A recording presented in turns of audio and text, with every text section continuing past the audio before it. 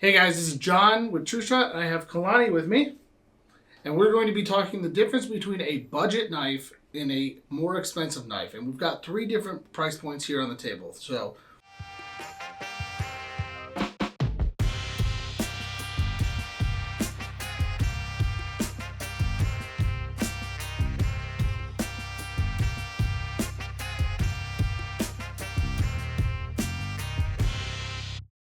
Kalani, let's start with the starter knife. What's the price point we're looking at?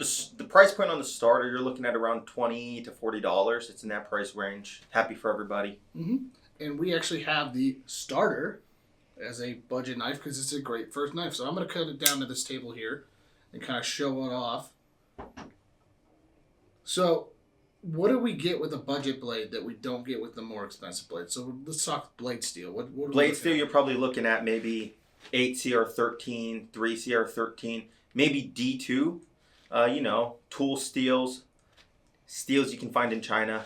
Still durable. They're just easier to maintain, I'd say. They do roll and chip a little easier, unlike, some of the higher end stuff here. But for a budget carry, it's a great option. So what makes those steels a little bit cheaper? Is it I see we have notes here, Rockwell. What is Rockwell? So Rockwell is the hardness of the steel. The better the edge retention, it's tougher.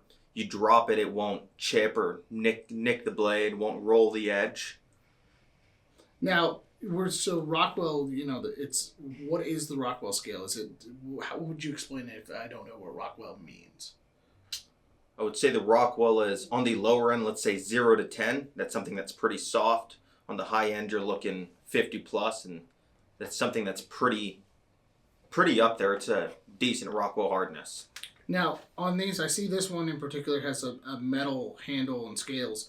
What kind of handle material are we looking at these lower end, the budget knives? You're looking at plastic, nylon, glass, maybe G10, some basic stainless steel handles, stuff that just the everyday person can have and afford.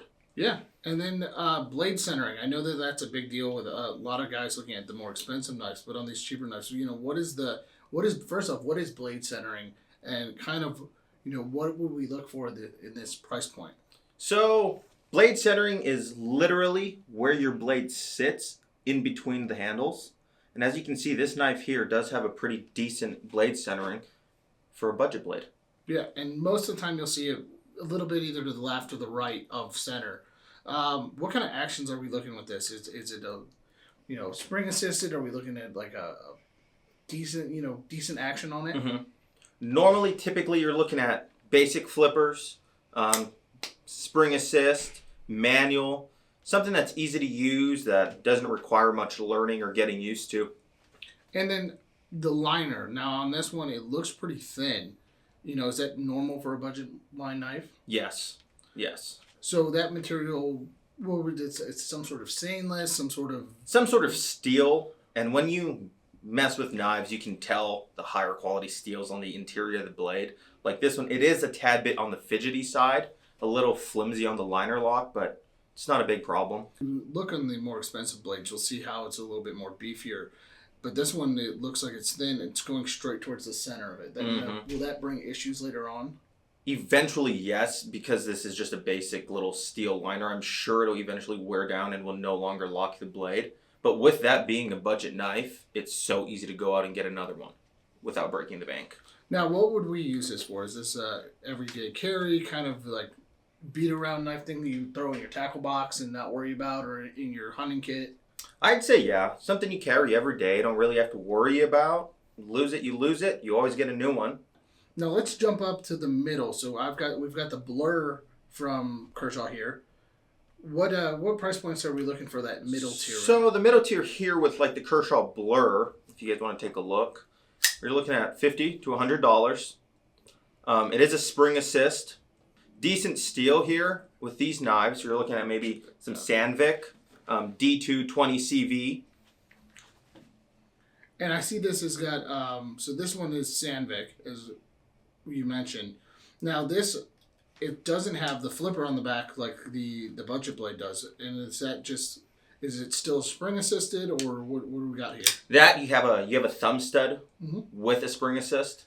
So it's just a thumb stud spring assist opening knives. And with these blades in these price points, normally you're looking at spring assist, maybe basic thumb stud stuff, nail nicks, stuff a little classier maybe. Costs a little more to put into the knives, like bearings, because that spring assist is running on a bearing system, which is on the inside here. If you take a look, the bearings will sit in here. Now, I'm noticing that this seems like a nicer handle material. There's some inlays with some what appears to be G10. But what is this outer material? What are we looking for? So that blue outer material there would be aluminum with the G10 inlay. And around these blades, you might be getting to G10, better G10, some aluminum, maybe some basic micarta, nothing too fancy. Now, I'm also noticing here that this liner seems to be sitting more on the edge and it's a little bit thicker. Are we going to expect that with that price point? I would say yes. With spending that kind of money on a blade like that, I'd say you're getting more quality assurance. It's built maybe to last a little longer. And with that quality assurance, I'm noticing that this centering is a lot better. Yeah, it's perfect. You can't really beat that right there. That is dead center.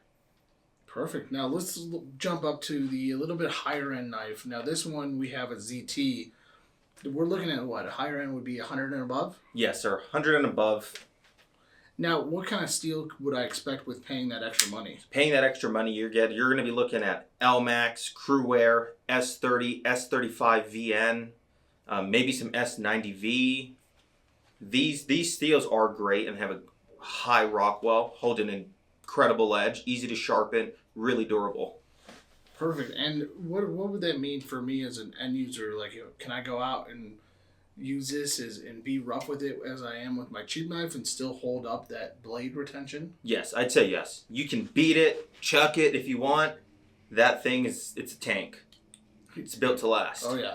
Now I'm noticing that this has got a little bit better G10 than I felt on some of the, we'll call them budget end knives, and even it's got a better feel than the Blur. What other handle materials am I looking at for something like this? So on the higher end of things, you're looking at really good textured G10, as you guys can see here. Maybe on some blades, some copper, some micarta, carbon fiber will get in there. More exotic materials, that's when you start getting into specialty woods and stuff like that, looking at fancy handle materials. Perfect. And on the blades, this one in particular, I see this one's got like a black wash finish. Mm-hmm. That one's a stainless finish. The finishes on here, what kind of finishes should I expect on the blade? DLC coatings, which really help with corrosion, keeping it away. Really helps maintain your blade, keeps the profiles nice. Now, the other thing that we're looking at here is we've been mentioning this liner. This liner is thick, and that lockup looks great. Yes, that is a liner that will probably outlive yourself. And then what kind of mechanism should I expect? Now, this one is I think it feels like a ball bearing with a spring assist. Yeah, that's what that is. And you'd be looking at around this price point, ball bearing spring assist like we have here, an OTF push button. And these actions here on these more, let's just say, expensive knives are really, really smooth.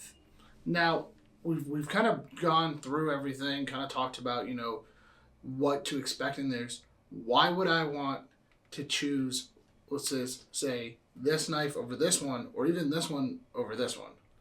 Here's what I'll say. If you're getting into knives, you just don't really know, you don't want to drop a whole lot of money on a blade, but you want something a little better than, let's say, the starter here. Yeah. I'd say you go with the Blur. You get a lot of bang for your buck here. Spring assist, aluminum handles, great edge. The centering is a little better. But if you don't want to spend that kind of money and just want something you don't really have to care about, let's say, I'd go with the starter. Okay. You can still beat it. You lose it, you break it. $20 doesn't hurt the pockets that much. Right. And then this, the Big Daddy here, the tank, cost a little more. And this is something I'm sure, you want to be a little more careful with. You don't want to lose it. You do lose it. If you have that kind of money, go ahead and spend it. But if not, I'm sure people love to keep these, cherish them, and just keep them around. Okay. And then what should I know when buying a knife? What should I look for? What should I not look for? If I'm going into that, let's just say I'm using it for everyday carry. Mm-hmm. What are things that I should look for in a knife to start off with? Okay, I'd say a great pocket clip, because a pocket clip is what keeps that knife in your pocket. I'd look for a strong clip with good retention that hugs the pocket, semi-durable that wouldn't, bend easily over time. I'd also say handle material maybe, because, sweaty hands, stuff like that. You don't want to end up cutting yourself, hurting yourself or others. And just basic blade steel. You don't need a whole lot of knowledge on that, but a steel that will hold an edge and maintain over time. And that's also easy to re-sustain that edge if you need to resharpen. Cool. And then the last thing I want to kind of touch on, since we are talking budget versus medium versus expensive knives, with that expensive knife, do you think if I ever were to go to sell it, would I get my return on investment compared to these two? I would say yes, only reason being is this has a very reputable name. Not that these don't, but this stands alone. You know what I'm saying? Yeah. So, like, if I were to go get, a Lion Steel and I would want to get rid of, trade it out for a ZT later on, I'm more likely to get my money back and be able to do that. Yeah. Good return ratio there. Correct. Guys, when you're looking for a knife, make sure you have one that fits your needs and your budget. Like he said, the $20 hit to the wallet is a lot easier than doing your $175 hit to your wallet, or even the $100 hit. So just find a knife that fits your needs, do your research, and make sure that you come to TrueShotGunClub.com to check out our huge selection of knives from a wide variety of brands. So, thank you, and have a great rest of your day.